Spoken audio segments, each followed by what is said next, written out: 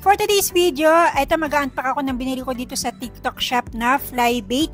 Kasi yung binili ko last year na 10 pieces ay naubos na. At ito, umorder ulit ako kasi medyo malangaw na naman dito sa amin. At ito makikita nyo na 10 pieces ulit yan at nakabalot siya sa plastic na mangilo. At ayan na siya, 1, 2, 3, 4, 5, 6, 7, 8, 9, at 10. Ito ang itsura ng sa harapan at ito naman yung nakasulat sa likod, Chinese. So, Your Honor, hindi ko po siya naintindihan. So, mag-open tayo ng isa kasi dito ang medyo malangaw kasi ito yung lamesa namin.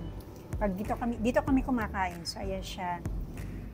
Ayan, may langaw dito. Ayan, at saka dito. So, ito ang itsura niya.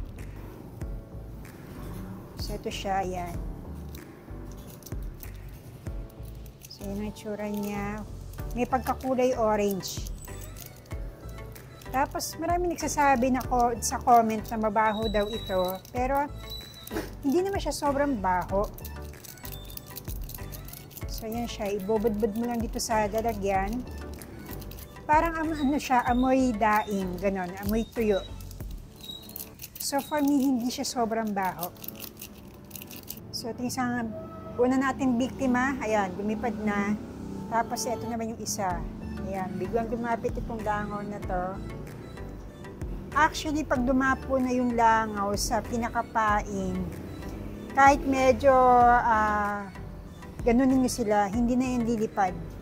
Kumbaga, nasasarapan na sila sa pagkain to the point na nakafocus na sila sa pagkain kasi akala nila, ayun, so kumbaga sa sobrang sarap, hindi na sila alis dyan.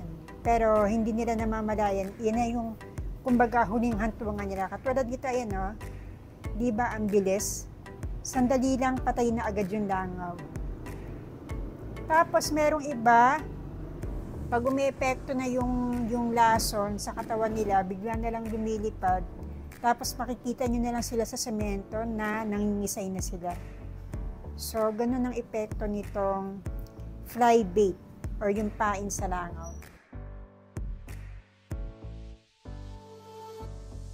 Yan, makikita nyo.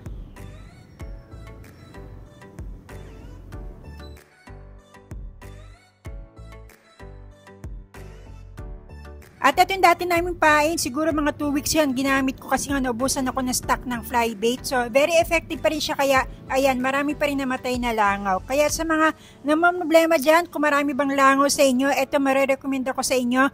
Mas safe pa po ito sa mga pang-spray, sa insecticide, pesticide, kasi ito, ilalagay mo lang sa lagyan at instant, pag dumapo yung mga langaw, patay agad sila. So, ayan, very safe po yan kahit po sa mga bata. Kaya, ayan, kung namamroblema po kayo, kung marami pong langaw sa inyo, eto pa, marirecommend ako po sa inyo.